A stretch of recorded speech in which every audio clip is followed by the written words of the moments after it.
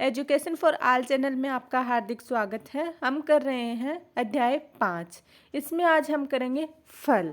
इसके साथ ही हम आज चैप्टर को कंप्लीट करेंगे और नेक्स्ट क्लास में हम चैप्टर 6 को स्टार्ट करेंगे।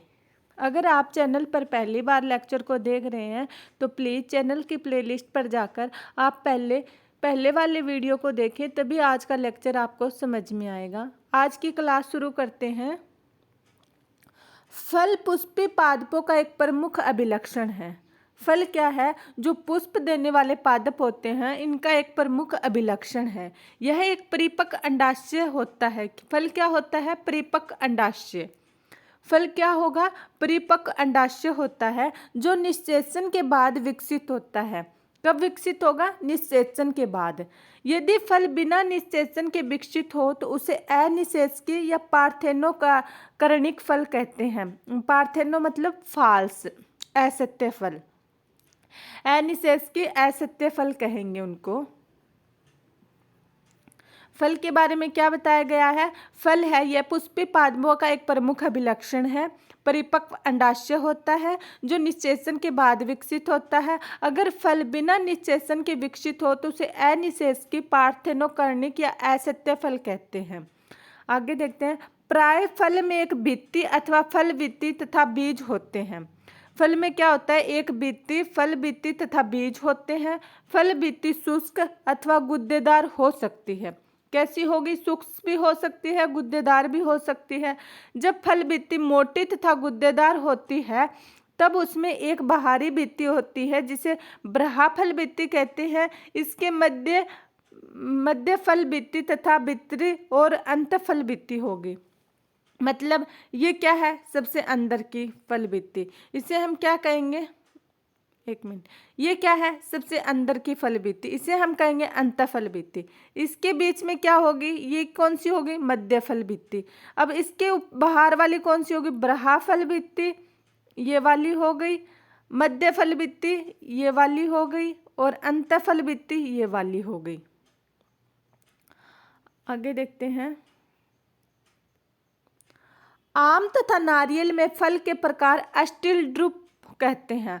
आम तथा नारियल के फल को प्रकार को क्या कहेंगे? अस्टिल या ड्रुप कहते हैं। इस लाइन को आप अंडरलाइन कर लीजिएगा, इंपॉर्टेंट है, ये क्वेश्चन आता है। ये फल एकांडपी उदरवर्ती अंडाशय से विकसित होते हैं। कैसे विकसित हो गए? एकांडपी उदरवर्ती अंडाशय से विकसित होते हैं और इनमें एक बीज होता है। क्या होगा? एक बीज होता है। आम में फल भित्ति, ब्रहाफल भित्ति गुद्देदार एवं खाने योग्य, मध्य फल भित्ति तथा भीतरी कठोर पथरीली अंतफल भित्ति की सुस्पष्ट रूप में विभेदित होती है। आम में क्या बताया गया? ब्रहाफल भित्ति। आपने देखा होगा, आम सभी ने खाया है घर में। ब्रहाफल भित्ति और इसकी मध्य फल भित्ति तो खाने योग्य होती है और आंतरिक फल भित्ति होती है, वो क्या होती है? कठोर होती है, जिसको हम फेंक देते हैं, खा नहीं पाते। और नारियल में मध्य फल भित्ति तंतुमय होती है। नारियल में मध्य फल भित्ति कौन सी होगी? जिन्हें हम नारियल की जटा बोलते हैं, उसके बाल होते हैं, उनको रेशों को उखाड़ते हैं, वो कौन सी होती है? मध्य फल भित्ति। और ये दिखा रखी है नारियल की, ये कौन सी है जहाँ जटा लगी होती है? मध्य फल भित्ति। और ये तंतुमय अंतफल भित्ति कैसी होगी? इसकी तंतुमय होगी, कठोर होगी। और ये बीच का ये जो व्हाइट पोर्शन होता है वो क्या होता है? नारियल का बीज। आगे हम पढ़ते हैं बीज के बारे में। निषेचन के बाद बीजांड से बीज बन जाते हैं। बीज किससे बनेंगे? बीजांड से। और कब? निषेचन के बाद। निषेचन के बाद बीजांड से बीज बन जाते हैं। बीज में प्राय एक बीजावरण तथा भ्रूण होता है। बीज में क्या होगा? एक बीजावरण जो बीज को ढके रखता है और एक भ्रूण होगा। भ्रूण में एक मूलांकर, एक भ्रूणीय अक्ष तथा एक अथवा दो बीज पत्र होते हैं। एक किस किस में होंगे? गेहूं और मक्का में, दो चना और मटर में। भ्रूण में क्या क्या प्रेजेंट होते हैं? इस लाइन को आप देखिएगा। एक मूलांकर। मूलांकर से क्या होता है? जड़ विकसित होती है, मूल। मूलांकर से मूल, मूल मतलब जड़। एक भ्रूणीय अक्ष, एक अथवा एक किस में होगा? गेहूं और मक्का में, जिसे हम एक बीजपत्री पौधे कहते हैं। अथवा दो, जिसमें चना और मटर का एग्जाम्पल लेंगे, जिन्हें हम द्विबीजपत्री पौधे कहते हैं, बीजपत्र होते हैं। आगे हम देखते हैं द्विबीजपत्री बीज की संरचना। बीज की बाहरी परत को बीजावरण कहते हैं। बीज की सबसे बाहरी परत होगी, इसे हम क्या कहेंगे, बीजावरण। वो बीज को क्या करती है, ढके रखती है, मतलब बीज का आवरण। बीजावरण की दो सतह होती है, बाहरी को बीजचोल तथा भीतरी को टैगमेन कहते हैं। बीज की कौन कितनी सतह होंगी, दो, बाहरी को बीजचोल तथा भीतरी सतह को टैगमेन कहते हैं। बीज पर एक अक्षत चिन्ह की तरह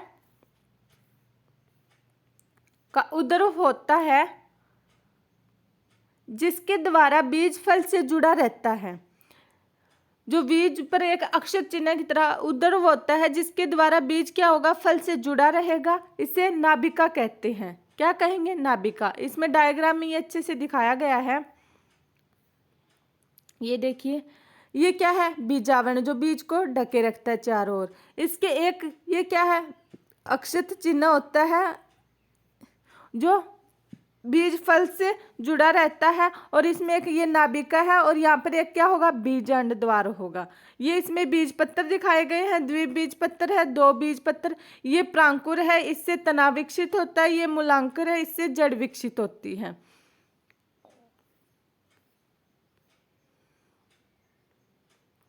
प्रत्येक बीज में नाभिका के ऊपर छिद्र होता है, जिसे बीजांड द्वार कहते हैं। प्रत्येक बीज के नाभिका के बीच में क्या होगा, छिद्र होगा, जिसे बीजांड द्वार कहते हैं। बीजावरण हटाने के बाद आप बीज पत्रों को, बीज भूरण को देख सकते हैं। आपने कभी मटर छीली होंगी, मटर का बीज, उसके ऊपर जो परत होती है बीजावरण, उसको हटाते हैं तो उसमें दो बीज पत्र निकलेंगे। एक आपको कुल सा निकलता हुआ दिखाई देगा, वो क्या होगा, भूरण। मटर के बीज जब भी छिलो, मटर छिलते टाइम आप उसकी बीजावरण को हटा के देखना, आपको संरचना स्पष्ट दिखाई देगी। भूरण में एक भूरणीय अक्ष और दो गुद्देदार बीज पत्र होते हैं। भूरण में क्या होगा, एक भूरणीय अक्ष होगा और दो गुद्देदार बीज पत्र होते हैं। बीज पत्रों में भोज्य पदार्थ संचित रहता है। अक्ष के निचले नुकीले भाग को मूलांकर तथा ऊपरी पत्तीदार भाग को प्रांकुर कहते हैं। मूलांकर से जड़ विकसित होती है और प्रांकुर से क्या होगा, तना निकलेगा। भूरणपोष भोजन संग्रह करने वाला उत्तक है। भूरणपोष क्या है, जो बीज को भोजन देता है और उसमें भोजन संग्रह रहता है, जो द्विनिषेचन के परिणाम स्वरूप बनते हैं। कब बनेंगे, द्विनिषेचन के परिणाम स्वरूप बनते हैं। चना, सेम, मटर में भ्रूणपोष पतला होता है। चना, सेम और मटर में कैसा होगा, भ्रूणपोष पतला, इसलिए अभ्रूणपोषी होते हैं। जबकि अरंड में यह गुद्देदार होता है, भ्रूणपोषी होता है। आप अभ्रूणपोषी में किसका एग्जाम्पल देंगे, चना, सेम और मटर का, और भ्रूणपोषी में किसका एग्जाम्पल देंगे, अरंड का। अब देखते हैं आगे, एक बीजपत्री बीज की संरचना।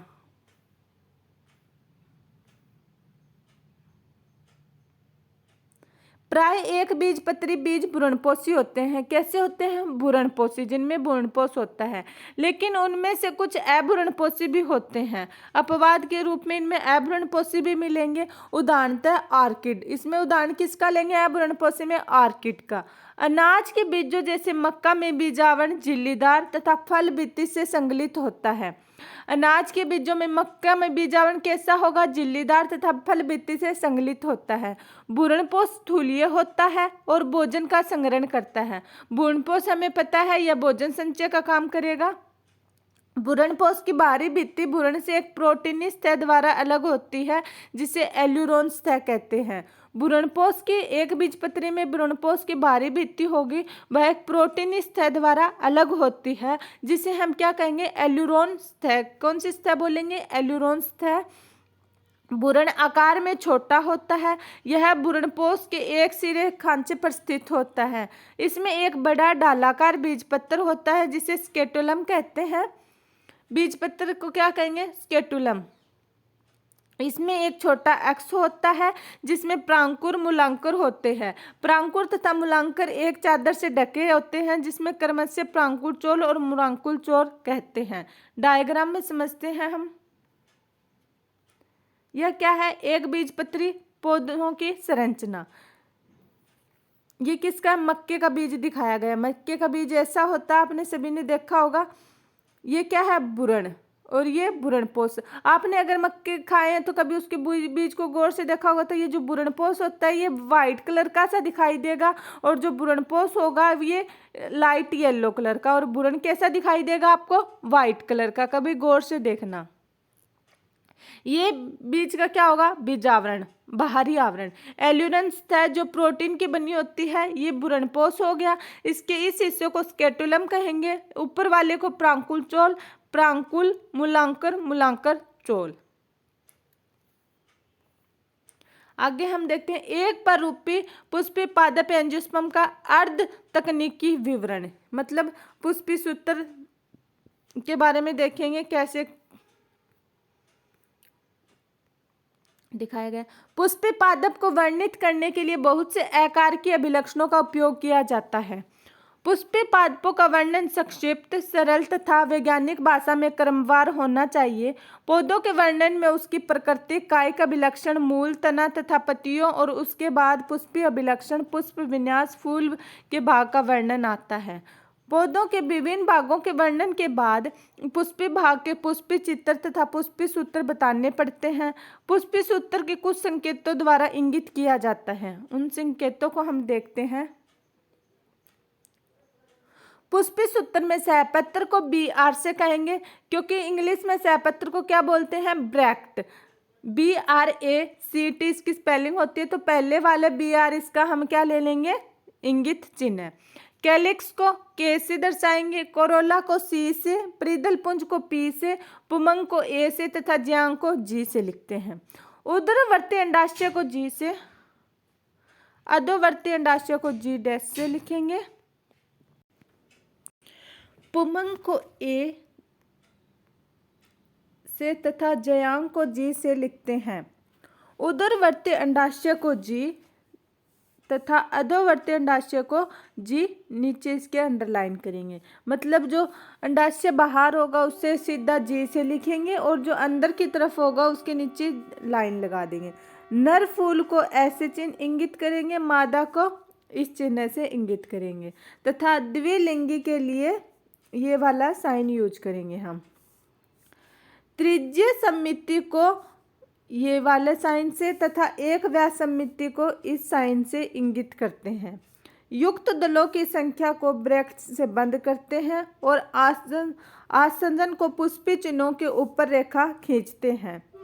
पुष्पी चित्र से फूल के भागों की संख्या, उनके विन्यास क्रम को, उनके संबंध 5.20 के विषय में जानकारी प्राप्त होती है। इसको हम डायग्राम को देखेंगे, पहले ये थोड़ा पढ़ लेते हैं। मात्र अक्ष की स्थिति फूल के सापेक्ष होती है, जिसे डॉट द्वारा पुष्पी चित्र के ऊपर इंगित करते हैं। कैलिक्स, कोरोला, पुमंग तथा ज्यांग क्रमवार चक्कर में दिखाए जाते हैं। कैलिक्स सबसे बाहर की ओर तथा ज्यांग सबसे भीतर की ओर होता है।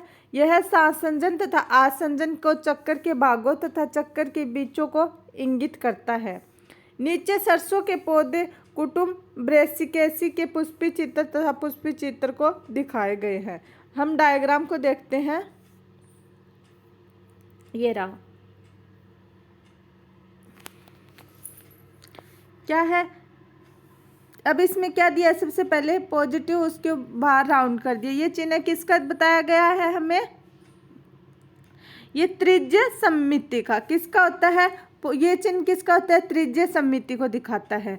फिर ये वाला चिन्ह किसको दिखाएगा, उभयलिंगश्री को, द्विलिंगी, जिसमें नर और मादा एक में ही हो।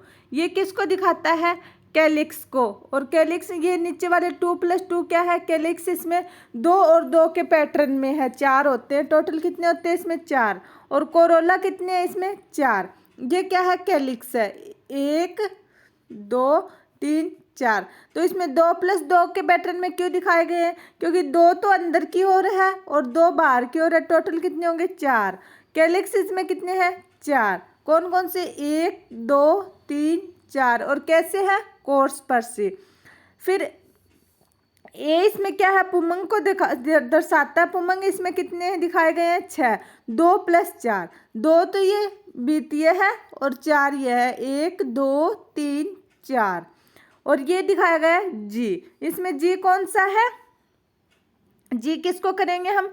जयांक को। जो नीचे अंडरलाइन दी गई है जी के मतलब ये अंदर की हो रहा है और संख्या में कितने? 2, 1 और 2।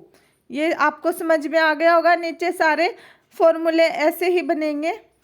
अब देखते हैं हम कुछ महत्वपूर्ण कुलों का वर्णन। सबसे पहले देखेंगे फेवेसी का। इस कुल को पहले पेप्लियोनोइडी कहते थे। क्या कहते थे? पेप्लियोनोइडी। यह लेग्यूमिनेंसी कुल की उपकुल था, सारे विश्व में पाई जाती है। इसके काय के विलक्षण देखते हैं। वृक्ष, झाड़ी, शाख, मूल, ग्रंथियों सहित मूल, मतलब इनकी जड़ों में ग्रंथियां पाई जाती है जो नाइट्रोजन फिक्सेशन में हेल्प करती है। तना कैसा होगा? सीधा तथा प्रतान में को क्या होता है? जो ऐसे ऐसे ऐसे रस्सीनुमा एक स्ट्रक्चर बनती है पत्तियों के साथ। पत्तियां कैसी होगी? सरल अथवा संयुक्त, पिच्छाकार, एकांतर, पर्णाधार, तलपयुक्त, अनुपर्णी, जलिका, सिरा विन्यास। अगर आपको इन नामों की परिभाषा समझ नहीं आ रही है तो आप प्लेलिस्ट में जाकर पीछे वाले वीडियो को देखिए, क्योंकि ये सारे हमने पीछे कर लिए हैं। हर एक नाम की परिभाषा अच्छे से बताई गई है एनसीईआरटी बुक में। आप पहले उन लेक्चर को देखिए, फिर ये लेक्चर देखिए, आपको अच्छे से समझ में आएगा। ये डायग्राम दिखा रखा है मटर के पेड़ का अलग अलग तरीकों से, इनको देख लेते हैं हम। ये पौधा दिखा रखा है, इनमें सात पत्तियों के साथ क्या बने हुए हैं? प्रतान। पुष्प पादप की शाखा और प्रतान दिखा रखे है। ब इसमें क्या है? ये ऐसा पुष्प दिखा रखा है। स इसमें पुष्प के अलग अलग भाग दिखा दिए। दल। द इसमें जन्नांग दिखा दिया। और यह क्या दिखा दिया? अंडप का अनुदैर्घ्य कार्प, मतलब मटर में बीज कैसे लगे होते हैं। और ये क्या दिखा दिया? इसमें पुष्पी चित्र। पुष्पी अभिलक्षण देखते हैं इसमें। पुष्प विन्यास कैसा होगा? ऐसिमाक्षी। फूल कैसा होगा? उभयलिंगी, एक व्यास समिति। उभयलिंगी कौन सा होता है? जिसमें मेल और फीमेल एक में ही हो, नर और मादा एक फूल में ही हो। कैलिक्स, बृहदल 5, संयुक्त बृहदली, कोरस्पर्शी या कोरछादी, पुष्पदल विन्यास। अब आपको कोरस्पर्शी क्या होता है, कोरछादी क्या होता है, ये ऐसी परिभाषाएं आपको अब तक आ जानी चाहिए, समझ में आ जानी चाहिए। अगर नहीं आ रही है तो प्लीज़ आप वीडियो को बार बार देखिए और इनको अच्छे से समझने की कोशिश करें।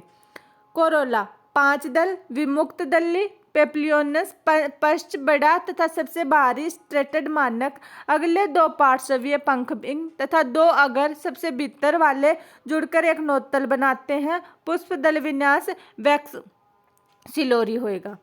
पुमंग कैसे होंगे? 10 पुकेसर होंगे, द्विसंधि होगा, प्राकोष्ठ द्विकोष्ठी होगा। जयांग अंडाशय एक अंडप्पी, उदरवर्ती, अनेकों बीजांड सहित एक कोष्ठीय वर्तिका एकल। फल कैसे होंगे? लेग्यूम। बीज एक से अधिक, अभ्रूणपोषीय।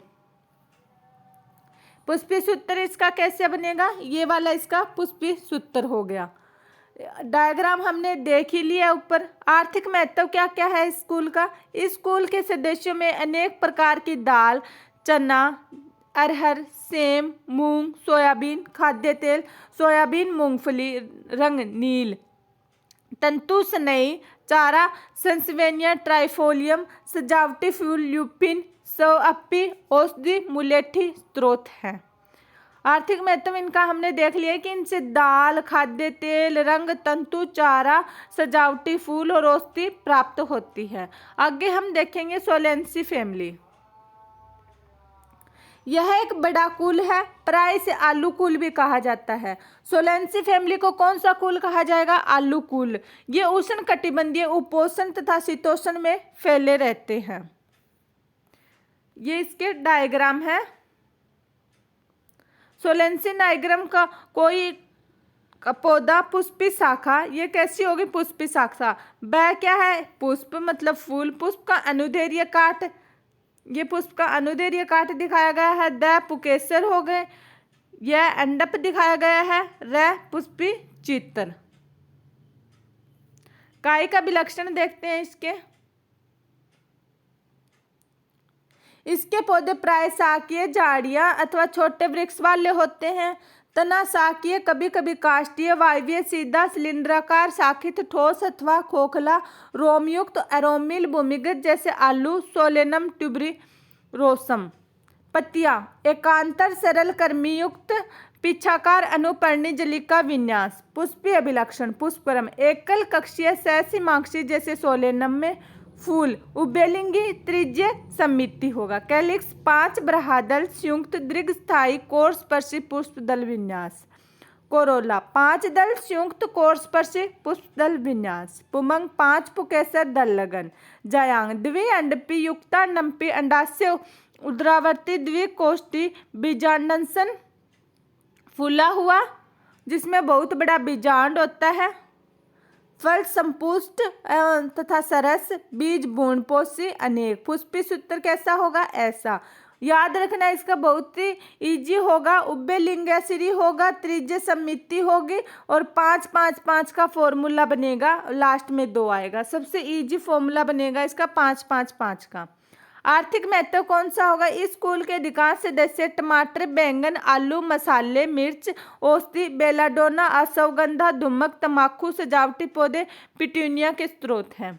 मतलब इसका सबसे ज़्यादा आर्थिक महत्व किसमें होगा? इसका सबसे ज़्यादा यूज हम सब्जियों में करते हैं। सब्जी इसी से प्राप्त होती है। टमाटर, बैंगन, आलू, मसाले में मिर्च, औषधि में अश्वगंधा, बेलाडोना, धुमक में तंबाकू, सजावटी पौधे, पिटूनिया के स्रोत। नेक्स्ट करते हैं हम लिलियंसी फैमिली। इसे प्राय लिली कुल कहते हैं। यह एक बीजपत्री और सारे विश्व में पाए जाते हैं। कायिक अभिलक्षण। दीर्घकालिक शाख सहित भूमिगत शलगकंद, कौर्म प्रकंद। पत्तियां अधिकांश आधारी एकांतर, लंबे अनुपर्णी समांतर शिरा विन्यास। पुष्पीय अभिलक्षण कैसे होंगे? पुष्पक्रम। एकल सहसीमांक्ष प्राय पुष्प 76।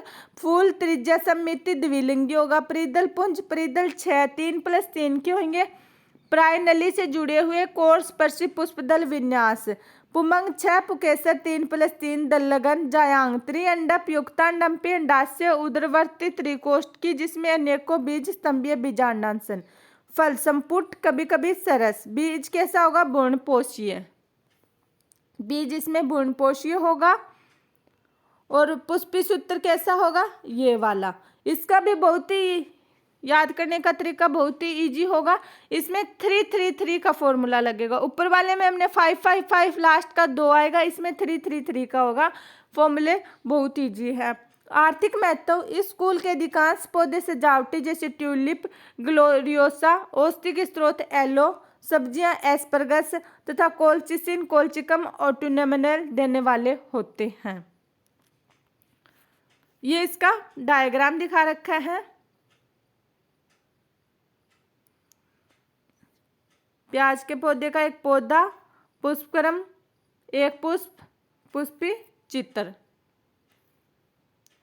फ्रेंड्स, आज की क्लास हमारी यहीं पर समाप्त होती है। इसके साथ ही हमारा अध्याय 5 कंप्लीट हो जाता है। कल की क्लास में हम अध्याय 6 को शुरू करेंगे। जानने से पहले वीडियो को लाइक, चैनल को सब्सक्राइब एंड शेयर जरूर करें। नया चैनल है, आपकी सपोर्ट के बिना ग्रो नहीं होगा। प्लीज़ जल्दी से जल्दी 100 सब्सक्राइबर कराइएगा। साथ में अगर आपके कोई डाउट हो तो कमेंट बॉक्स में कमेंट कर आप अपने डाउट क्लियर कर सकते हैं। धन्यवाद।